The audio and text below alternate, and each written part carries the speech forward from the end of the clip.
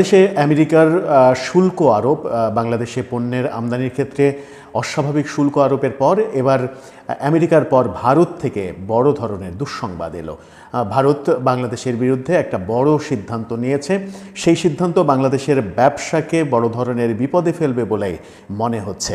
আজকে বৈষম্যবিরোধী আন্দোলনের সময় সব থেকে সক্রিয় থাকা যে টেলিভিশন চ্যানেল, যে চ্যানেলকে নিয়ে বৈষম্যবিরোধী আন্দোলনের ছাত্র জনতা অনেক উল্লাস করেছে, সেই যমুনা টিভি এই খবরটা প্রথমে দিয়েছে। এছাড়াও অন্যান্য গণমাধ্যমও এই খবরটা নিশ্চিত করেছে। প্রথম আলো এই খবরটা নিশ্চিত করেছে।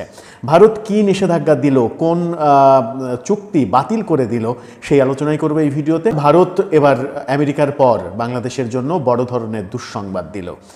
ভারতে যে সুবিধা আমরা 2020 সাল থেকে পেতাম, সেই সুবিধা বাতিল করে দিয়েছে, যার ফলে বাংলাদেশি পণ্য রপ্তানিতে বড় ধরনের বাধার সম্মুখীন হবে এবং বাংলাদেশি পণ্য পার্শ্ববর্তী একাধিক দেশে রপ্তানি করাটা অনেক বেশি কঠিন হয়ে যাবে। বাংলাদেশের ব্যবসার জন্য ক্রমেই যেন অন্ধকার ঘনিয়ে আসছে। যখন প্রধান উপদেষ্টা বিদেশি বিনিয়োগকারীদের সম্মেলন করছেন বাংলাদেশে, সেখানে অনেক আশাবাদ ব্যক্ত হচ্ছে সরকারের পক্ষ থেকে, তখন আমরা এর আগে আমরা আমেরিকার শুল্ক আরোপের যে দৃশ্যটা দেখেছি, এরপরে এবার দেখলাম ভারতের চুক্তি বাতিলের দৃশ্য। ট্রান্সশিপমেন্ট যে চুক্তি, সেই চুক্তি ভারত বাতিল করে দিয়েছে। যমুনা টেলিভিশন যেটা বলছে সেটা হচ্ছে ট্রান্সশিপমেন্টের মাধ্যমে ভারতের ভূখণ্ড ব্যবহার করে বাংলাদেশের পণ্য তৃতীয় দেশে যাওয়ার যে ব্যবস্থা, সেটি বাতিল করে দিয়েছে ভারত। অর্থাৎ এখন আর ভারতের মাটি ব্যবহার করে বাংলাদেশের কোনো পণ্য পার্শ্ববর্তী নেপাল, ভুটান এই দুটি দেশে অন্তত যেতে পারবে না। ভারতের ভূখণ্ড ব্যবহার করে যত রপ্তানির কার্যক্রম হতো, সেই রপ্তানির কার্যক্রম বন্ধ করে দিল ভারত। 2020 সাল থেকে এই সুবিধা বাংলাদেশ পেয়ে আসছিল। 2025-এ এসে ভারত এটা বন্ধ করে দেওয়ায় বাংলাদেশের রপ্তানি বড় ধরনের ঝুঁকির মুখে পড়ে গেল।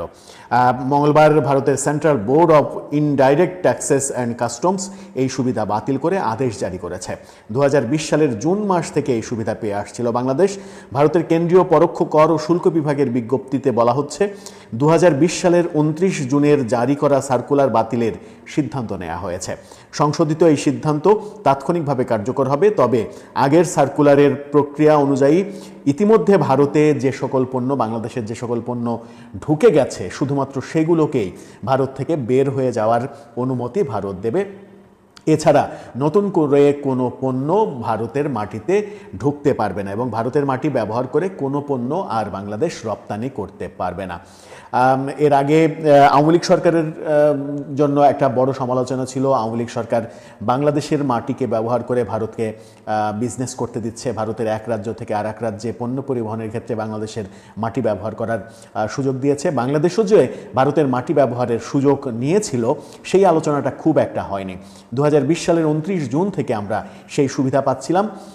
এখন অন্তত পক্ষে নেপাল এবং ভুটানে যে সকল পণ্য আমাদের দেশ থেকে রপ্তানি হতো, সেই রপ্তানিতে বড় ধরনের বাধা সৃষ্টি হলো। অর্থাৎ স্থলপথে ভারতের মাটি দিয়ে আর কোনো পণ্য রপ্তানি করা সম্ভব হবে না। পুরোটাই এখন জলপথে ঘুরে ঘুরে করতে হবে অথবা আকাশপথে করতে হবে। এটা বাংলাদেশের জন্য, বাংলাদেশের ব্যবসার জন্য চরম একটা দুঃসংবাদ। এই দুঃসংবাদ যখন আসলো, তখন বিএনপি নেতা শামসুজ্জামান খান দুদু তিনি প্রধান উপদেষ্টা ডক্টর ইউনূসকে পদত্যাগ করতে বললেন। তিনি পদত্যাগ করে ছাত্রদের নতুন দলে যোগদান করে রাজনীতি করতে বললেন এবং নির্বাচন করে দেখতে বললেন তার জনপ্রিয়তা কত। প্রধান উপদেষ্টাকে নিয়ে নানা রকমের আলোচনা যখন চলছিল যে তাকে আরও 5 বছর ক্ষমতায় রাখতে হবে, আরও 10 বছর ক্ষমতায় রাখতে হবে, এরকম প্রেক্ষাপটে শামসুজ্জামান খান দুদু অর্থাৎ বিএনপির এই অবস্থানটা বেশ গুরুত্বপূর্ণ। দুদু কি বললেন? দুদু বললেন, প্রধান উপদেষ্টা মোহাম্মদ ইউনূসকে পদত্যাগ করে ছাত্রদের নতুন দলের নেতৃত্ব নেন আপনি।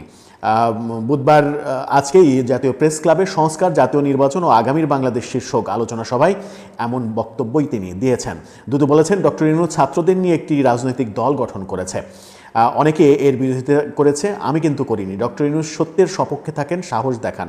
আপনার যেহেতু এতই বিবেক আছে, এতই যখন সত্য জানেন, তখন ছেলেদের মাঠে ঠেলে না দিয়ে নিজে পদত্যাগ করে দলের দায়িত্ব গ্রহণ করেন, নির্বাচনে অংশ নেন।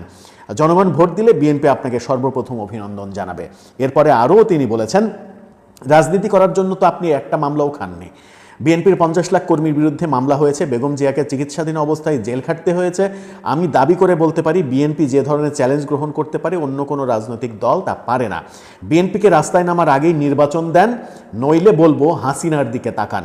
বিএনপি সব সময় জনগণের সমর্থন এবং ভালোবাসা নিয়েই ক্ষমতায় এসেছে, তাই ডিসেম্বরের মধ্যেই নির্বাচন হতেই হবে। তিনি হাসিনার দিকে তাকানোর এই কথাটা বলার মাধ্যমে যেটা বলতে চেয়েছেন সেটা হচ্ছে যে হাসিনা সরকারের যেভাবে পতন হয়েছে ইউনূস সরকারেরও তেমনভাবেই পতন হবে, এমন ইঙ্গিতই তিনি দিতে চাইলেন মনে হয়। প্রধান উপদেষ্টাকে কেন্দ্র করে যখন এমন ইঙ্গিত দিলেন, প্রধান উপদেষ্টা যখন বিশ্ব বিনিয়োগকারীদের নিয়ে সম্মেলন করছেন এবং তার ক্ষমতা বৃদ্ধির জন্য নানা রকমের আলোচনা চারিদিকে তোলা হচ্ছে, পরিকল্পিতভাবেই তোলা হচ্ছে, তখন ভারত থেকে যে দুঃসংবাদটা আসলো এবং শামসুজ্জামান খান দুদু একেবারে সরাসরি বললেন যে প্রধান উপদেষ্টা ছাত্রদের নিয়ে নতুন দল তৈরি করেছেন। এত অভিনয়, এত নাটক না করে আপনি যেহেতু বিবেকবান, আপনি সৎ সাহসী মানুষ, আপনি পদত্যাগ করে দলের দায়িত্ব নেন এবং নির্বাচন করেন।